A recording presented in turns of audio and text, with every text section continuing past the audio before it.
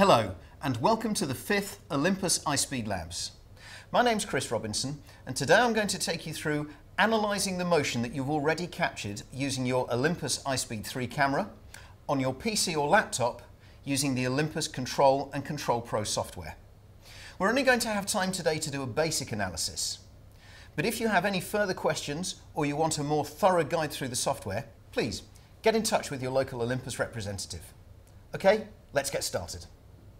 So I'm going to assume that you've got your video already loaded onto your laptop, or perhaps it's on a compact flash card. Let's assume it's on a compact flash card. Let me show you how to get the video off that and into your computer.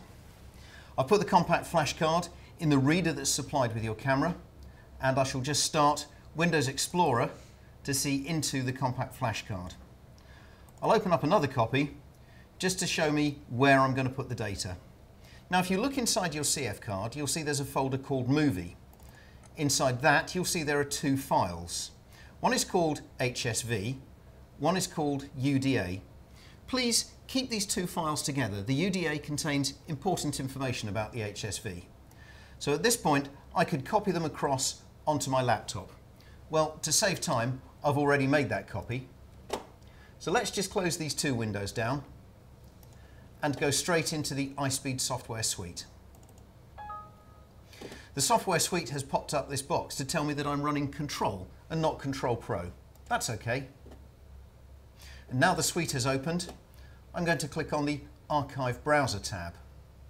And this is now pointing at that folder on my hard drive where I put the video files just earlier on. Today I'm going to use this file, which has been given to us by a customer. So let's double click on that and open it up into working view. You can see it's video of a sled test. And the thing I'd like you to notice about this video is that it's very well lit, very clean, and in very good focus. The better lit your video and the better focused it is, the better results you'll get from your analysis and tracking.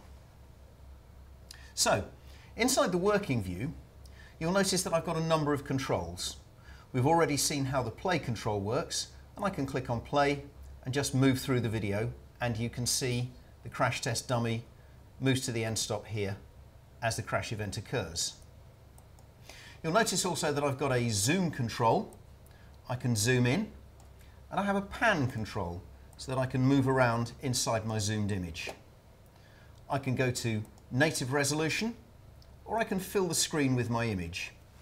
In general, you need to fill the screen as much as you can with your image. Sometimes you need to zoom in more, because the more pixels you can see, the more accurate your tracking will be. Also, there's a window here showing you information about the clip. And you can see that I recorded this one at 1000 frames per second with a ×2 shutter. So I'm going to use my player bar now to move through to the part of video that I wish to begin to analyse, which is about here. Now you'll notice that there's a bunch of tabs here, and they're put there in a certain order, so let's work through them in order. The next tab along is the Process tab. This is useful for changing the brightness of the picture, and you may want to do this so that you can make your analysis marker more visible. If you wish to, you can set it into black and white, or you can reset it back to normal. The next tab along is the Calibrate tab. We use this because we have to tell the laptop what size something is in the image so that it can now scale everything else against that size. Today we're going to use the marker on the crash test dummy's head. So it's easier for me if I zoom into it and then pan across to it. First thing I have to do is set a marker point, which I'll do just there. I'll tell it that's point 1. I then set a marker point at the back of this mark, and I'll say that's point 2. I happen to know that that marker is 10 centimeters across, so I'll tell the laptop that it's 10 centimeters. I can now apply that. Let's move to the Analyze tab and click on the Start button. And now the analysis has begun in earnest. This software will allow me to track 4 points in the video. I only want to track one today, so I'm going to turn off 3 of them and work with that first tracking point. First thing I'll do is select the point and click on the select point icon, you'll notice that the video has moved forward a frame. I can select again, and I can select again, and you'll see that as I move along, I'm beginning to build up a series of red marks where I'm tracking this video. Well, you can guess it's going to take me a few minutes to track through, so why don't I load one that I did just earlier?